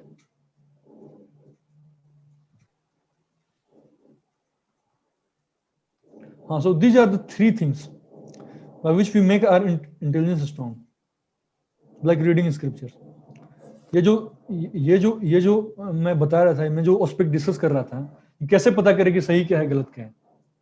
जैसे हम लोग क्या करते हैं कि जैसे modern science ने AC बनाया, एसी देखो कितना अच्छा लगा शुरू में, ठंड में गर्मी में ठंड का एहसास, एसी जब आया था नया नया सबको अच्छा लग रहा था वह, लेकिन 30 साल बाद पता चला कि उस एसी से निकलने वाले सीएफसी ओजोन लेयर को छेद कर दिया। तो नो डाउट बेनिफिट तो है उसके, लेकिन जो जितना उसके एडवर्स इफेक्ट है, जितना हार्मफुल है, बहुत लोग मर गए कैंसर से, स्किन कैंसर से। लेकिन पहले क्या था कि एसी नहीं था, ठीक है मानता हूं मैं एसी नहीं था, लेकिन लोग तो नहीं मर रहे थे ना पहले। लोग तो में क्या ज्यादा जरूरी है, लोगों का जान ज्यादा जरूरी है या फिर एसी ज्यादा जरूरी है? So AC is good, modern technology is good, but it should be go in sync with scriptural understanding. It should be in sync with, it should be in coherence with knowledge of scriptures. उसके basis पे अगर modern science अगर decision लेगा कोई, so that will be very good. So फिर उसके adverse effect उतने नहीं आएंगे जितने के अभी आ रहे हैं, समझ रहे हैं आप? तो ये है बात। सो रीडिंग स्क्रिप्चर से आप discrimination, power of discrimination develop कर सकते हो, सही क्या है गलत क्या है। जो मैं काम कर रहा हूँ ये मॉडर्न साइंस नहीं बताता है। मॉडर्न साइंस ये बता पा रहा है, केवल यही बता पा रहा है कि कैसे जॉब लेना है, बस यही बता पा रहे हैं, बस इसके अलावा नहीं बता पा रहे इससे ज्यादा। तो और क्या सही है क्या गलत है, क्या कैसे जीना चाहिए हम लोग को, लाइफ कैसे जीना चाहिए। बहुत सारे सुसाइड हो रहे हैं, कोई लाइफ के बारे में पता ही नहीं है, ह्यूमन लाइफ का क्या इंपॉर्टेंस है बता ही नहीं पा रहा है मॉडर्न साइंस। ह्यूमन लाइफ का क्या इंपॉर्टेंस है नहीं बता पा रहे हैं, इसी कारण से सुसाइड हो रहे हैं। ह्यूमन लाइफ का इंपॉर्टेंस पता चलेगा जब आप भगवत गीता पढ़ेंगे, तो सेकंड चैप्टर स्पेशली उसमें पता चलता है कि क्या है ह्यूमन लाइफ का इंपॉर्टेंस। 10th चैप्टर पढ़ोगे तो आपको पता चलेगा। 16 चैप्टर, तो ये सब चैप्टर्स में बताया गया है, शास्त्रों में बताया गया है क्या है, कैसे ह्यूमन लाइफ कितना इंपॉर्टेंट है। सारे लाइफ में ह्यूमन लाइफ है सबसे ज्यादा इंपॉर्टेंट बताया गया सारे लाइफ में। और चूंकि पता नहीं है तो रोज रोज डेली 28 सुसाइड होते हैं इंडिया में। हर 24 घंटे में 28 सुसाइड होते हैं। कुछ ही दिन पहले का रिपोर्ट बता रहा हूँ मैं, क्योंकि ह्यूमन लाइफ का इंपॉर्टेंस ही नहीं पता। तो ये शास्त्रों से पता चलता है ये क्या सही क्या है गलत क्या है। मंत्रा मेडिटेशन करेंगे तो हम लोग का हमारा क्या है कि हमारा इंटेलिजेंस साफ होता है। बादाम खाने से नहीं होगा। लोग सोचते हैं कि बादाम खाने से हम क्या है कि बहुत बुद्धि बढ़ा लेंगे अपना। तो ठीक है, मैं भी आप थोड़ा बहुत डेटा याद कर सकते हो थोड़ा बहुत तेजी में, लेकिन उसका कोई ज्यादा ब्रॉड लेवल पे देखा जाए तो उसका कोई इम्पैक्ट नहीं है। लेकिन अगर आप ये करते हो तो वो भी आसान हो जाता है आपको। मैं लिटरली बता रहा हूँ आपको, मैं इसलिए बता पा रहा हूँ क्योंकि मैं 4 साल से कर रहा हूँ ये चीज। स्क्रिप्चर, भगवत गीता पढ़ना, मंत्रा मेडिटेशन करना, डिवोटी एसोसिएशन लेना, पॉजिटिव लोगों के साथ एसोसिएट करना बहुत इंपॉर्टेंट है ये। पॉजिटिव लोग हैं कहाँ सोसाइटी में आजकल? सारे निगेटिव लोग भरे पड़े हैं, निगेटिव चीज चर्चा करते हैं। हर लाइन में निगेटिविटी, हर लाइन में फ्रस्ट्रेशन, हर लाइन में टेंशन। पॉजिटिव लोग दिखते ही नहीं आजकल। तो डिवोटी एसोसिएशन, पॉजिटिव लोगों के साथ एसोसिएट करना, उससे क्या है कि माइंड पीसफुल होता है। माइंड पीसफुल होता है तो ज्यादा फोकस हो पाते हैं। फिर जो भी करोगे आप, स्टडी करो, बिजनेस करो, जो करना है करो आप, और अच्छे से कर पाएंगे आप। सो ये सब प्रैक्टिकल टिप्स है, ये प्रैक्टिकल टिप्स है कैसे हम अपने इंटेलिजेंस को स्ट्रॉन्ग कर सकते हैं। और इंटेलिजेंस स्ट्रॉन्ग अगर धीरे धीरे होने लगा तो सब ऑटोमेटिकली सारी चीजें सही डायरेक्शन में आ जाएंगी। फिर उसके लिए उतना लोड नहीं लेना पड़ेगा हमें। या things will be on track. Now we are going to conclude the session. So 3 type of intelligence is described in Bhagavad Gita. देखो कितना डिटेल में बताया गया है। So this knowledge of this intelligence and so knowledge of this buddhi or intelligence, it's a science, not just sentiment like modern science says बस हम लोग evolve हो गए और जिसका ज्यादा ब्रेन है, जिसका ब्रेन का साइज ज्यादा है उसका ज्यादा इंटेलिजेंस है। ये कोई क्राइटेरिया नहीं है इंटेलिजेंस का। सो ये इंटेलिजेंस को कितना डेप्थ आप देखोगे, भगवद गीता पढ़ोगे तो कितना डीप में दिया गया इंटेलिजेंस के बारे में। इंटेलिजेंस है कहाँ लोकेटेड है, कितने शरीर है हमारे अंदर, इंटेलिजेंस का क्या काम है, इंटेलिजेंस करता है क्या है, कितने टाइप के इंटेलिजेंस है। इतना डीप में नॉलेज नहीं है किसी के पास, सच बता रहा हूँ आपको, शास्त्रों के अलावा। खासकर से वैदिक लिटरेचर की, वो शास्त्र में बहुत कुछ आता है, कुरान बाइबल सब आता है. So we speak about Vedic literature, especially in Bhagavad Gita. So you will find all these things. 3 type of intelligence. Bhagavad Gita के 18वें चैप्टर जो कंक्लूसिव चैप्टर है, 18 चैप्टर है भगवद गीता में. सबसे लास्ट चैप्टर के 30वें वर्ष में भगवान बताते हैं कि हे पृथा पुत्र, वह व्यक्ति सतुगुणी है जिसके द्वारा मनुष्य यह जानता है क्या करना है और क्या नहीं करना है, किससे डरना चाहिए, किससे नहीं डरना चाहिए, क्या बांधने वाला है और क्या मुक्ति देने वाला है. जो जानता है वो उस व्यक्ति का बुद्धि क्या है, सतुगुण में स्थिर है. 3 गुण बताए गए हैं भगवद गीता में 14वें चैप्टर में. So not going to that detail, लेकिन ये बताया गया है कि ये सब चीजें जो जानता है उसका बुद्धि जो है वो सतुगुण में स्थिर है. और फिर इसके बाद क्या बताया, हे पृथापुत्र, जो बुद्धि धर्म तथा अधर्म, करनीय तथा अकरणीय कर्म में भेद नहीं कर पाता वो राजसी है. वो मोड ऑफ पैशन में उसका बुद्धि स्थिर है. जो नहीं जानता कि धर्म क्या है, अधर्म क्या है, क्या करना चाहिए, क्या नहीं करना चाहिए, भेद नहीं कर पाता. उसको लगता है कि सब एक है. धर्म ये ठीक है यार, क्या यार, ये भी सही है, वो भी सही है, तू जो कर रहा है वो भी सही है, मैं भी कर रहा हूँ, सब सही है भाई, क्या यार इतना क्या टेंशन लेना. तो बहुत बड़ा टेंशन लेता है यार तू. लोड लेने का नहीं, लाइफ में एकदम टेंशन लेना ही नहीं है तुमको. तेरे को सोचना ही नहीं कुछ भी, और जो करना है सब सही है हमारे पास. कर्म ही पूजा है, सब बता रहा हूँ. तो ऐसे लोग बोलने वाले मिलेंगे आपको, लेकिन ऐसा नहीं है. ऐसा भगवद गीता में बताया गया है कि जो बुद्धि ये समझ पा रहा है, भेद नहीं कर पा रहा है क्या करना है और क्या नहीं करना है. तो ये बताने का क्या मतलब है, इसका मतलब है कि कुछ चीजें ऐसी है जो नहीं करना है. अगर ये भगवान ये बता रहे हैं 18.31 में कि करनीय और अकरणीय, तो इसका मतलब क्या है, कुछ ऐसी चीजें हैं जो नहीं करना है हमें, वो जानना पड़ेगा पहले. तो जानना जरूरी है ये. और फिर क्या बता रहे हैं 32nd वर्ष में, जो बुद्धि मोह तथा अहंकार के वशीभूत होकर अधर्म को धर्म और धर्म को अधर्म मानती है और सदैव विपरीत दिशा में प्रयत्न करती है, वो तामसी है. वो तमोगुण में स्थिर है वो बुद्धि. वो जो उल्टा होता है यहाँ पे धर्म को अधर्म मान लेगा, जो असली साधु है उसको ढोंगी मानेगा, ढोंगी है उसको असली मानेगा. बहुत सारे एग्जांपल दे सकता हूं मैं इसमें. तो उल्टा काम उसका, जो पाप कर्म है उसको मानेगा कि नहीं ये सबसे अच्छा है, ये तो करना ही है मेरे को, ये तो ये करने, इसको करने के लिए तो मैं कुछ भी कर दूंगा मैं. और जो अच्छी एक्टिविटी जो करना चाहिए वो बोलेगा नहीं नहीं ये नहीं यार, टेंशन नहीं लेने का. ये अलग अलग एग्जांपल्स देगा आपको, नहीं ऐसे एग्जांपल्स देगा, कन्विंस कर देगा कि कैसे नहीं करना है मुझे, अच्छी चीजों को नहीं करना है. तो वो बुद्धि क्या है, उस बुद्धि को तामसिक बुद्धि बताएंगे. वो बुद्धि को बोला गया कि उसको अवॉइड करना चाहिए. तो ये है ये. सो नाउ आवर ड्यूटी, क्या मेरे को क्या करना चाहिए, हम लोगों को प्रैक्टिकलिटी करना क्या चाहिए. अब कैसे हम अपने बुद्धि को अच्छा कर सकते हैं, बुद्धि को सतुगुण में स्थिर कर सकते हैं. ये शास्त्र ये बताते हैं, भगवद गीता ये बताती है कैसे हम लोगों को हमारी बुद्धि को सतुगुण में स्थिर करना है, मोड ऑफ गुडनेस में. और एक बार हमने बुद्धि को धीरे धीरे ये प्रयास करना होगा हम लोगों को. हम ऐसा नहीं होगा कि एक बार हम लोगों ने भगवद गीता उठा लिया और बुद्धि हमारा सतुगुण में चला गया. रेगुलर एफर्ट करना पड़ेगा. ये लॉन्ग ये रेगुलर बेसिस पे ग्रेजुअल प्रोसेस है. एक दिन से नहीं होगा ये. तो धीरे धीरे हम फील कर सकते हैं. ग्रेजुअली हम लोग करें, फील क्या धीरे धीरे भी नहीं, आप एक वीक में फील कर सकते हो. आप डेली अगर आप भगवद गीता पढ़ें, डेली अगर आप चैंटिंग करें, आप एक दिन में आप चेंजेस फील कर सकते हो. आप you will be more focused, आपका कंसंट्रेशन पावर बढ़ जाएगा. आप फील करोगे कि आप you are becoming more focused in your work. It is practically it will happen. So our duty on the name of science and sometimes spirituality, it should not be blind follower. हम लोग को blind follower नहीं बनना है. जो science बता दिया, जो बोल दिया वो मान लेना है. माइंड को ब्रेन बता दिया किसी ने, किसी स्पीकर ने, मोटिवेशनल स्पीकर ने माइंड को बोल दिया कि नहीं माइंड ही ब्रेन है, तो मान लिया हमने. तो ऐसा नहीं करने का. हम लोग को वैलिडेट करना पड़ेगा. हम लोग को वैलिडेशन शास्त्री बताएंगे, क्योंकि शब्द प्रमाण है ना, शब्द प्रमाण है यहाँ पे. शास्त्र से नॉलेज गेन करना मतलब means we are following the process of शब्द प्रमाण. Shabd Praman is the most authoritative when we are discussing, when we are comparing with प्रत्यक्ष and अनुमान. वो ज्यादा ऑथोरिटेटिव है. तो उससे हम लोगों को उसे वैलिडेट करना चाहिए. कुछ भी हम लोगों को कहीं से कुछ भी पता चले तो वैलिडेट करना चाहिए कि शास्त्र में दिया है कि नहीं दिया. ये अगर नहीं दिया तो नहीं मानूंगा मैं. ब्लाइंड फॉलोअर नहीं बनने का कि जो बोल दिया मान लिया.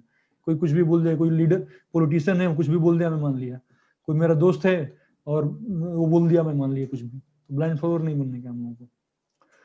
Seeing on the basis of scripture, शास्त्र चक्षु, संस्कृत में एक वर्ड होता है शास्त्र चक्षु. शास्त्र चक्षु से देखना है, इस आंखों से नहीं देखना है. इस आंखों से ये आंखें हैं कि इसका रेंज है, विजिबल के अलावा नहीं दिखेगा आपको कुछ चीज. अल्ट्रा वायलेट में, इंफ्रारेड जोन में नहीं देख पाएंगे आप कुछ. लेकिन शास्त्रों के बेसिस पे देखेंगे तो वो चीज भी देख सकते हैं जो इस आंखों से नहीं देख सकते. शास्त्र चक्षु से देखना होगा हम लोगों को। और thinking must be rational and in our control. हमारा जो थॉट प्रोसेस है रैशनल होना चाहिए। वो रैशनल मतलब ही है कि ब्लाइंड फॉलोअर नहीं, यानी कि जो बोल दिया वो मान लिया, वो रैशनल अप्रोच नहीं है। रैशनल मतलब वैलिडेट करूंगा, मैं वैलिडेट करूंगा, कुछ भी मेरे को नया पुराना पता चलता है, I will validate. That is the rational approach of gaining knowledge.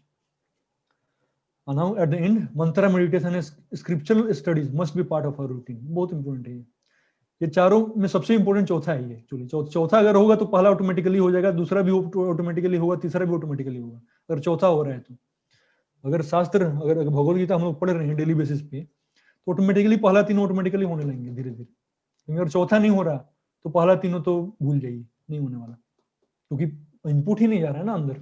चौथा मतलब क्या, आपके अंदर इनपुट जा रहा है, आप पढ़ रहे हो, आप नॉलेज गेन कर रहे हो, तो आप देख पाओगे, आप डिसीजन ले पाओगे उसके अकॉर्डिंग। अब चौथा ही नहीं होगा तो फिर पहला तीनों कैसे होगा। So and keep associating devotees. ये बहुत आसान हो जाता है, ये प्रोसेस बहुत आसान हो जाता है। भगवद गीता समझना, भगवद गीता समझना उतना आसान नहीं है, सही बता रहा हूँ मैं। भगवद गीता में बहुत सारे आपको है, कुछ चीजें बहुत आसान भी हैं, लेकिन कुछ चीजें बहुत डिफिकल्ट भी हैं, जो आप ऐसा नहीं कि आप खुद से पढ़ के समझेंगे। आप खुद से पढ़ के समझना संभव नहीं है, किसी के लिए भी संभव नहीं है। तो जब कॉन्टेक्ट में आते हैं, जब हम डिवोटी एसोसिएशन में आते हैं, जब उस लोगों के साथ एसोसिएट करते हैं जो लोग पहले से पढ़ रहे हैं या पढ़ चुके हैं, तो बहुत आसान हो जाता है चीजों को समझना। ये तो अपने आप से अगर हम जैसे मेरे को कर्मयोग समझ नहीं है भगवद गीता में, मान लीजिए 3rd चैप्टर भगवद गीता में बताया गया है, उसको कर्मयोग है। 3rd चैप्टर में कर्मयोग के बारे में बताया गया। तो मान लीजिए मेरे को ठीक से समझ नहीं आ रहा कर्मयोग, तो अगर मैं किसी को अप्रोच नहीं करूंगा तो मैं अपने हिसाब से कुछ कल्पना करूंगा कि हाँ यार यही सही लग रहा है मेरे को, फिर वही समझ लूंगा कि यही सत्य है। लेकिन जरूरी नहीं है कि वही सत्य हो, गलत भी हो सकता है वो। हमारे अंडरस्टैंडिंग, हमारा ये बुद्धि कभी भी धोखा दे सकता है। अभी इस पॉइंट ऑफ टाइम पे हम लोग को समझना चाहिए कि ये जो बुद्धि है हमारा, ये कभी भी धोखा दे सकता है। तो वो इसलिए वैलिडेटिंग शास्त्र की चीजें हैं, शास्त्र की जो कुछ जो इंस्ट्रक्शंस हैं, जो उतना इजीली अंडरस्टूड नहीं हो पाती। जब हम उस लोगों के कांटेक्ट में आते हैं जो समझ रहे हैं, जो समझने का प्रयास कर रहे हैं, तो चीजें बहुत आसान हो जाती है वो।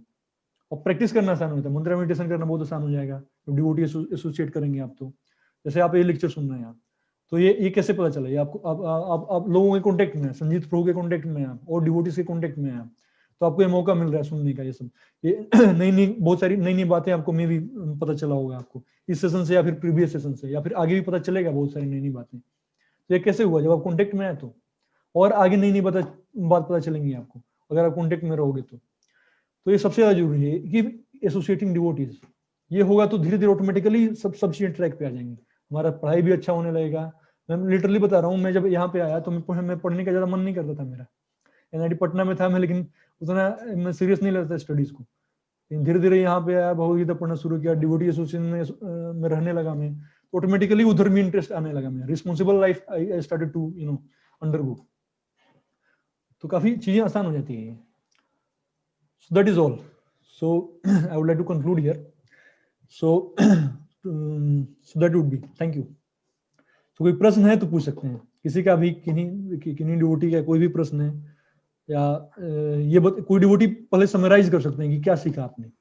कोई एक डिवोटी अगर चाहे तो समराइज कर सकते हैं कि आपने क्या सीखा। इस हाथ उठा सकते हैं, और संजीत प्रभु आप उनको अनम्यूट कर सकते हैं। आप हाथ उठा सकते हैं किसी को भी अगर यस, या किसी को भी अगर मतलब कोई डिवोटी चाहेंगे समझाना तो आप समझा सकते हैं, या कंक्लूड कर सकते हैं आप क्या बताया, क्या सीखा आपने, क्या टेकअवेज पॉइंट आपने लिए इस सेशन से। हरे कृष्णा। तो जिनको भी कंक्लूड करना है वो चैट बॉक्स में बाय लिखे मैं उनको। Yes yes yes yes.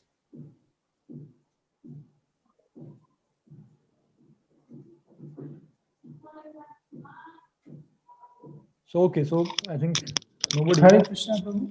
हाँ यस, कौन है? हरे कृष्णा प्रभु जी, धन्यवाद प्रणाम प्रभु। हाँ यस, धन्यवाद प्रणाम जी। प्रभु जी, हमारा एक सवाल है प्रभु जी कि हाँ, यस, मन बुद्धि, मन से ऊपर इंटेलिजेंस है, और इंटेलिजेंस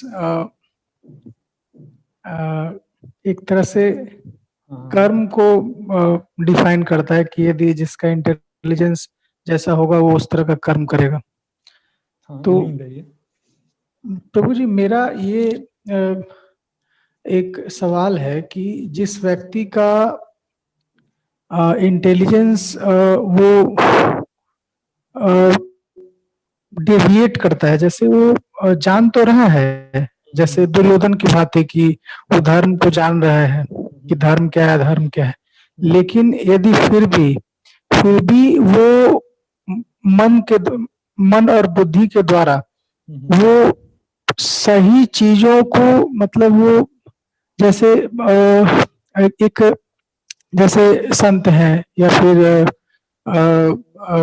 जो अच्छी चीजें हैं उनके बारे में गलत धारणा बनाना, जैसे वो गलत धारणा कभी कभी बना लेता है, तो वो मन बुद्धि करता है। तो क्या इसका दोष, ये तो कर्म हुआ प्रभु, क्योंकि कर्म करने वाला तो मन बुद्धि है, तो क्या ये कर्म में नोट किया जाएगा? ये मेरा सवाल है प्रभु जी। हाँ, एक्चुअली क्या है कि यस, आपने बोला कि आपने बहुत अच्छा सवाल पूछा कि जो हम लोग कर रहे हैं वो तो धोखा तो मेरा माइंड और इंटेलिजेंस दे रहा है ना, मैं तो नहीं दे रहा ना। सोल तो अलग है, आपका सवाल यही है ना कि सोल तो अलग है, माइंड और इंटेलिजेंस है, मैं तो अलग हूँ माइंड और इंटेलिजेंस है, काम तो मेरा माइंड और इंटेलिजेंस करवा रहे हैं, तो क्या सीन मेरे को लगेगा? I think this is your question ना लोकेश? जी प्रभु, this is my question. Yes yes yes, nice nice, so good question here. So actually क्या है कि देखो आप अगर मैं आपको एक जनरल एग्जांपल दूं कि अगर कोई लड़का कोई एग्जाम हो रहा है, अगर कोई लड़का भले ही कितना अच्छा तैयारी किया हो, लेकिन अगर एग्जाम में वो फेल हो जा रहा है किसी कारणवश, एग्जाम में लेट चला गया, वो एग्जाम में लेट गया और 1 घंटे लेट गया, वो अलाउ कर दिया गया उसको, और वो फेल हो जा रहा है, एग्जाम में उसका माइंड काम नहीं किया, तो क्या वो पास घोषित किया जाएगा? क्या वो, चाहे वो कितना भी अच्छा प्रिपेयर किया हो? बताएंगे आप लोकेश को? नहीं प्रभु, नहीं ना, वो तो कितना भी फेल ही माना जाएगा। फेल ही माना जाएगा, कितना भी अच्छा प्रिपरेशन किया हो, कितना भी अच्छा इंटेंशन रखा हो, कितना भी रात को देर तक जगा हो, अगर फाइनल एग्जाम में वो पास नहीं हो पा रहा है वो, तो उसको फेल ही मानते हैं उसको। सिमिलरली भले ही हम कितना हम क्या है, भले ही सोल क्या है एक्चुअली भले ही सोल को हम लोग हटा देते हैं अभी पिक्चर में, सोल को बाद में लाएंगे पिक्चर में, लेकिन भले ही हम लोग माइंड और इंटेलिजेंस से अलग हैं, लेकिन हम लोग अगर एक्टिविटीज उस टाइप के करते हैं जो कि डिजायर्ड नहीं है, जो कि रिक्वायर्ड नहीं है, तो हम लोग को रिएक्शन लगता है। आप समझ रहे हैं? भले ही हमारा इंटेंशन कुछ और हो सकता है, लेकिन एक्चुअली इंटेंशन हमारा गलत अगर हम काम गलत कर रहे हैं तो हमारा इंटेंशन भी गलत ही होता है मैक्सिमम केसेस में। भले ही सोल अलग है, लेकिन सोल के अलावा एक चीज होता है, उसको बोलते हैं कॉन्शियसनेस। ये मैं इस सेशन में कवर नहीं किया, कॉन्शियसनेस एस्पेक्ट को मैं नहीं लिया क्योंकि टाइम नहीं है ज्यादा, तो लेकिन सोल का प्रॉपर्टी होता है कॉन्शियसनेस। तो कॉन्शियसनेस डिफाइन होता है ये माइंड और इंटेलिजेंस और ये एक्टिविटीज से। तो जैसा हमारा मन में थॉट्स वगैरह होते हैं ना, तो सोल तो हमारा प्योर है, soul is always pure, we are always pure, लेकिन ये माइंड और इंटेलिजेंस हमारा प्योर नहीं है ना, तो इसलिए कॉन्शियसनेस हमारा इम्प्योर है अभी, इसलिए कॉन्शियसनेस हमारे से गलत करवाता है। ये कॉन्शियसनेस हमारे से काम गलत करवाता है, और चूंकि काम गलत करवाता है तो भले ही वो सोल नहीं कर रहा है वो भले ही हमारा शरीर, हम बोल सकते हैं कि मैं तो किसी को गोली मारा, मान लीजिए चोर ने किसी को गोली मारा, तो वो बोल सकता है वो हाथ ने गोली मारा ना, आत्मा तो हाँ प्रभु जी, जैसे करता नहीं है, जैसे वो मन बुद्धि सोच रहा है, गलत करने की सोच रहा है, तो वो एक तरह से कर्मी है प्रभु, क्योंकि कर्म तो वही करने वाला है, शरीर से किया हुआ कर्म को तो कर्म माना नहीं जाता है। शरीर से किया हुआ कर्म को कर्म माना नहीं जाता, ऐसा कैसे बोल सकते हैं हम? मानेंगे ना उसको, क्योंकि जब तक मैं गलती तो मेरा ही है ना, माइंड को मैं कंट्रोल नहीं किया ना, माइंड को तो मैं ही कंट्रोल नहीं किया ना मैं। कुछ लोग तो हैं जो कर पा रहे हैं सही से, कुछ लोग तो है ना जो कर पा रहे हैं वो, तो इसके लिए इसका मतलब वो मेरा प्रॉब्लम है ना, मैं कंट्रोल नहीं कर पा रहा है, मैं शास्त्र नहीं पढ़ रहा है, मेरा माइंड इम्प्योर है अभी, इसकी वजह से मैं सही डिसीजन नहीं कर पा रहा है, मैं गलत डिसीजन ले रहा हूँ मैं, तो गलती तो मेरा ही नहीं, क्योंकि संसार में कुछ लोग हैं जो सही कर पा रहे हैं, इसका मतलब प्रॉब्लम मेरे में है, इसका मतलब प्रॉब्लम अगर मेरे में है तो जो कॉन्सिक्वेंसेज होगा वो मेरे को झेलना होगा। आप समझ रहे हैं? सोल के बारे में और कॉन्शियसनेस के बारे में नेक्स्ट सेशन में भी चर्चा होगा आप, लेकिन आपको मैं थोड़ा बहुत ये आइडिया में, मैं जहां तक मैं समझ पाया मैं आपका प्रश्न, तो मैं यही दूंगा कि मतलब जो भी अगर मतलब भले ही वो अलग है इन सब चीजों से, माइंड इंटेलिजेंस से, लेकिन उसको ये रिएक्शन लगेगा वो, क्योंकि ये उसका रिस्पॉन्सिबिलिटी है ये। भगवान ने बताया कि भगवद गीता पढ़ो आप, और भगवद गीता पढ़ के आप अपने आप को प्यूरिफाई करें, आप चैंटिंग करके आप प्यूरिफाई करें। आपने नहीं किया, तो ये हमारा प्रॉब्लम है। तो इसलिए हमारा अगर प्रॉब्लम है तो हमको करना पड़ेगा, हमको we have to be ready for the consequences as well, isn't it? जी प्रभु और जी। पर्सनली डिस्कस कर सकते हैं, हाँ कर सकते हैं हम लोग, ठीक है ना, क्योंकि टाइम थोड़ा एक्सटेंड हो रहा है ना। जी जी जी, धन्यवाद प्रभु जी, हरे कृष्णा प्रभु जी, धन्यवाद। हरे कृष्ण, धन्यवाद, प्रणाम।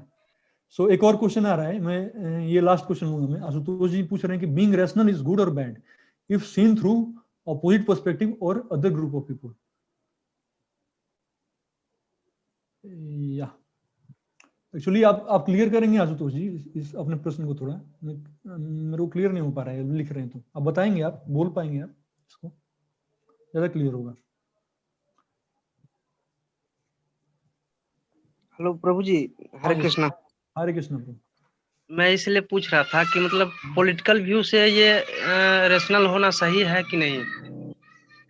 पॉलिटिकल व्यू से रेशनल होना सही है कि नहीं है? रेशनल होना तो हमेशा सही है। रेशनल मतलब मींस बीइंग लॉजिकल, ये तो होना ही चाहिए। ये तो मान पॉलिटिकल व्यू लीजिए कि तो शास्त्र भी बताते हैं कि रेशनल होना चाहिए हमें। तो हम लोग देखे हैं रिसेंटली, मतलब 2-3 साल पहले भी ऐसा कभी घटना हो चुका है। हाँ जैसे रेशनल कोई जर्नलिस्ट थी तो उनका मर्डर हो गया था, कुछ मतलब बेबाकी से अपना राय लिखती थी, हाँ हाँ। तो उस व्यू से ओके मतलब तो ओके, दूसरे मैं समझ दूसरे गया, के मैं आपका प्रश्न नजरिए से समझ तो गया। गलत रेशनल, गलत रहता है। देखिए एक्चुअली क्या है कि रेशनल का मतलब ये, ओके ये लास्ट क्वेश्चन मैं लूंगा। सो रेशनल का मतलब ये नहीं है कि हम जाके ट्विटर पे खूब कमेंट कर रहे हैं, हम पूरे सोशल मीडिया में पूरे लाइमलाइट में सबको धो दिया हमने, तो दैट इज कॉल्ड मिस, ये एक एस्पेक्ट है रेशनल होने का, लेकिन this is not the only aspect कि मैं एकदम सोशल मीडिया में पूरा छा गया, मैं एकदम कंगना रनौत हो गया, मैं सबको धो दिया, मैं एकदम सारे सब लोगों को मैं एकदम हाईलाइट कर दिया, एक्सपोज कर दिया। तो इसका मतलब ये नहीं है, रेशनल होने का मतलब ये नहीं है। रेशनल बिना ये किए भी हुआ जा सकता है, आप समझ रहे हो आप? रेशनल होने का मतलब ये नहीं है कि मैं लाइमलाइट में आऊँ और मैं बहुत स्ट्रेट फॉरवर्ड हो जाऊं, मैं बहुत स्ट्रेट फॉरवर्ड हो जाऊं, मैं किसी को भी कोई आर्गुमेंट दे तो मैं तुरंत तुरंत काट दूं उसका आर्गुमेंट, मैं गलत है तो तुरंत वहीं पे टोक दूं उसको। ये रेशनल होना नहीं है।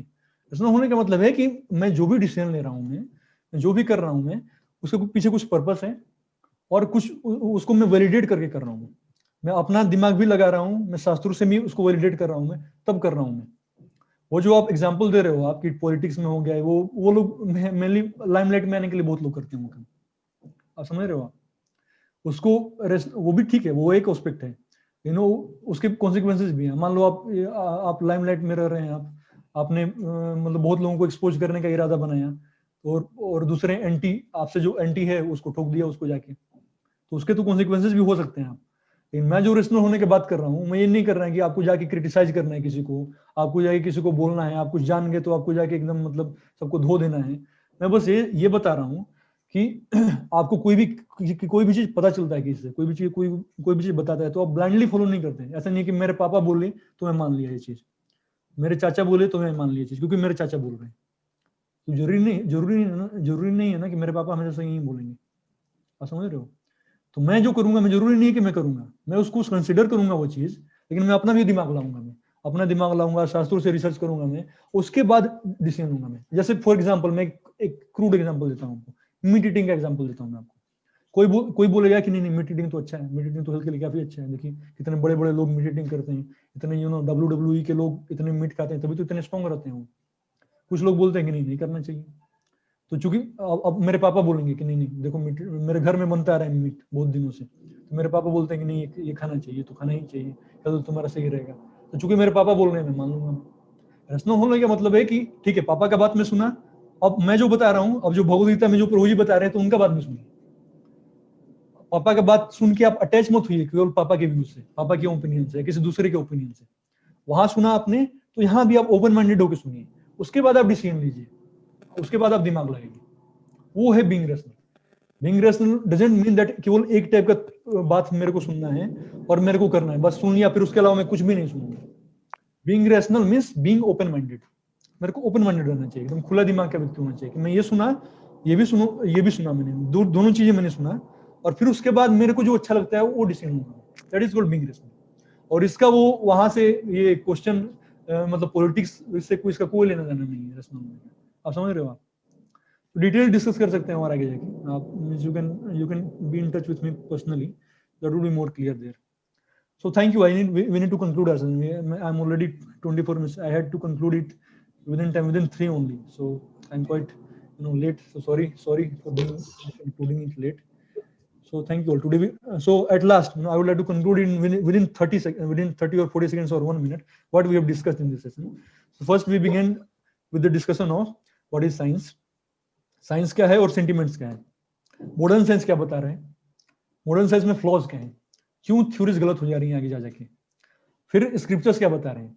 स्क्रिप्चर में जो नॉलेज बता रहे हैं क्यों पूर्ण सत्य है, वो क्यों चेंज नहीं हो पा रहा है. जो बताया गया है एक बार बताया गया कि चाणक्य इतने तारीख को आएंगे, उनके माता का नाम ये होगा, तो वही हुआ.